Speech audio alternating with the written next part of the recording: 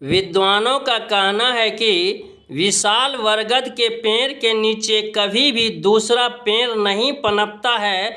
यदि पनप भी जाता है तो उसमें शाखाएं नहीं निकलती है। यदि संयोगवश शाखाएं निकल भी जाती है तो उसका विकास नहीं होता है और फिर एक दिन उस पेड़ का अस्तित्व ही खत्म हो जाता है।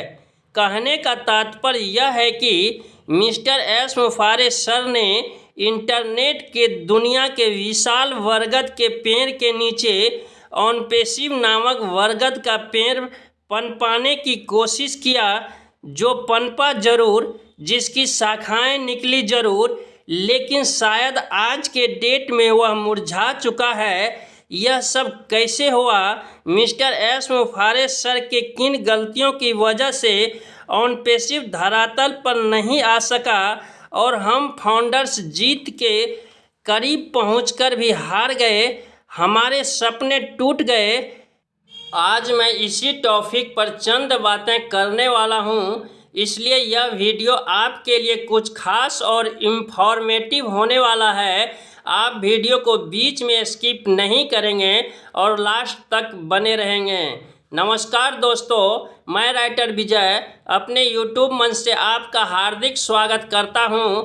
आप कैसे हैं? आई होप कि आप अच्छे होंगे, स्वस्थ होंगे, व्यस्त होंगे और अपने कीमती समय में से कुछ पल निकालकर विक्टोरी विथ एस प्लेटफॉर्म और ऑनपेसिव के लेटेस्ट अपडेट की जानकारी प्राप्त कर रहे होंगे। आइए बढ़ते हैं आगे और जानते हैं कि मिस्टर एस मुफारे सर के किन गलतियों के वजह से ऑनपेसिव धरातल पर नहीं आ सका।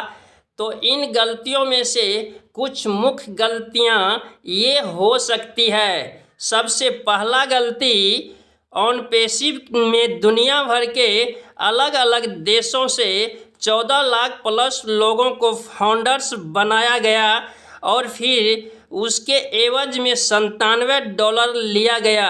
आपको याद होगा कि एक वक्त ऐसा भी आया था जब सभी फाउंडर्स को कहा गया था कि आप फाउंडर शब्द का प्रयोग नहीं करें। यदि आप ऑनपेसिव फाउंडर्स के नाम से कोई व्हाट्सएप ग्रुप बना रखा है तो उसका नाम बदल लें। यदि आपने अपने यूट्यूब चैनल का नाम ऑनपेसिव रखा है तो उसे बदल लें।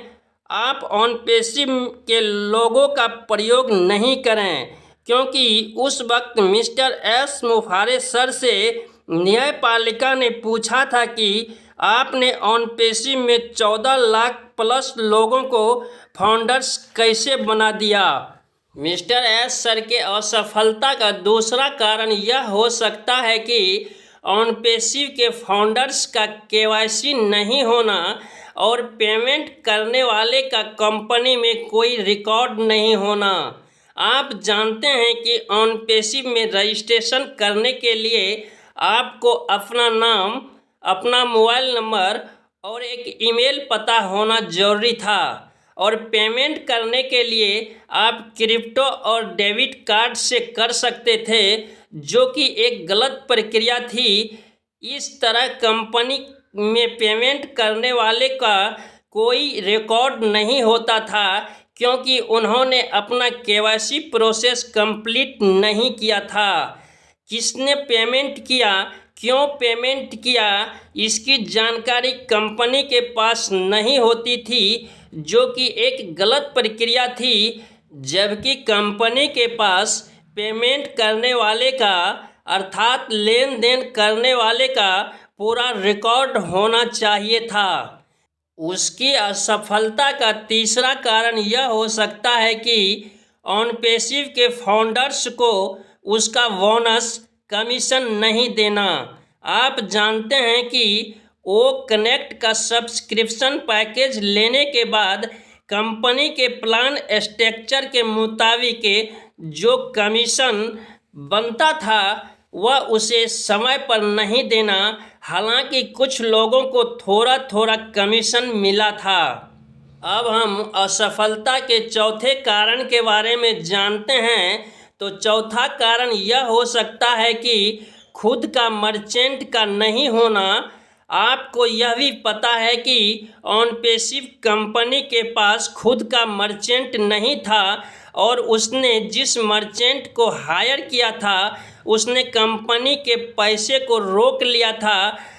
और कभी कभी तो ऐसा भी होता था कि हमारे बैंक से पैसे कट जाते थे लेकिन वो कनेक्ट का सब्सक्रिप्शन पैकेज बाय नहीं होता था। अब हम मिस्टर एस सर के असफलता के 5वें कारण के बारे में जानते हैं। तो 5वां कारण यह हो सकता है कि वह अपने टीम मैनेजमेंट पर अत्यधिक भरोसा किया करते थे। आप यह भी जानते हैं कि मिस्टर एस सर अपने लोगों पर अत्यधिक भरोसा किया करते थे। वह सब कुछ सबको बता दिया करते थे। चीज़ों के बनने से पूर्व ही वह सार्वजनिक कर दिया करते थे। इन 5 कारणों के अलावा भी कई कारण हो सकते हैं जिनके वजह से मिस्टर एस मुफारे सर असफल हो गए और फिलहाल ऑनपेसिव धरातल पर आने से रुक गया। बट हम यह नहीं कह सकते हैं कि आने वाले दिनों में ऑनपेसिव धरातल पर नहीं आएगा और हम फाउंडर्स के सपने पूरे नहीं होंगे। हो सकता है कि मिस्टर एस मुफारे सर अपनी कमियों को दूर करके पुनः ऑनपेसिव को धरातल पर लाने का प्रयास करें और हमारे सपने उसके माध्यम से पूरे हो जाएं। क्योंकि असफल होने के बाद व्यक्ति मुख्यतः 2 ही काम करते हैं, या तो वह हार मान लेते हैं और पुनः प्रयास करना बंद कर देते हैं। लेकिन बुद्धिजीवी लोग अपनी असफलता का आकलन करते हैं, वह असफल होने के कारणों को ढूंढते हैं, अपनी कमियों को ढूंढते हैं और फिर सफल होने के लिए पुनः प्रयास करते हैं। ठीक इसी तरह मिस्टर एस सर ने किया है, जो ऑनपेसिव में असफल होने के बाद निश्चय ही उन्होंने अपनी कमियों को ढूंढा होगा, कारणों को ढूंढा होगा और फिर पुनः प्रयास विक्टोरी विथ एस के रूप में किया है। विक्टोरी विथ एस एक नई पहल है। मिस्टर एस मुफारे सर का नया प्रयास है अपने सपने, हमारे सपने और हम सब के सपने को साकार करने के लिए। इसलिए सिस्टम से जुड़े रहें। ओएस के ओ न्यूज़ सेक्शन और विक्टोरी विथ एस प्लेटफॉर्म के अपडेट सेक्शन पर नज़र बना के रखें ताकि मिस्टर एस सर के नए अपडेट की जानकारी आपको प्राप्त हो सके। इसके लिए आप इंतज़ार करें और इनकम प्राप्त करने के लिए आप जो काम कर रहे हैं, चाहे वह ऑनलाइन काम हो या ऑफलाइन काम हो, उस पर फोकस करें। आपके जानकारी के लिए बता दूं कि मैं भी ऑफलाइन और ऑनलाइन दोनों तरह के काम करता हूं।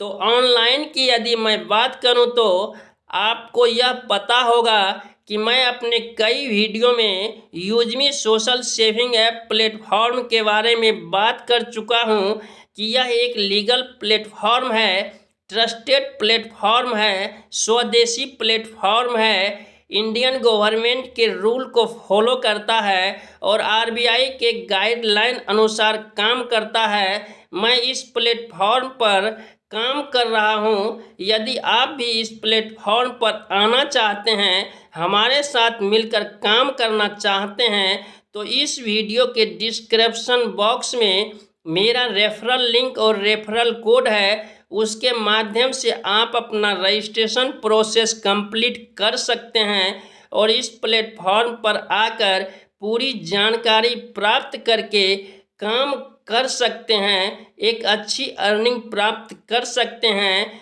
बहुत से लीडरों ने अपना लाइफ स्टाइल बदल लिया है, आप भी अपना लाइफ स्टाइल बदल सकते हैं।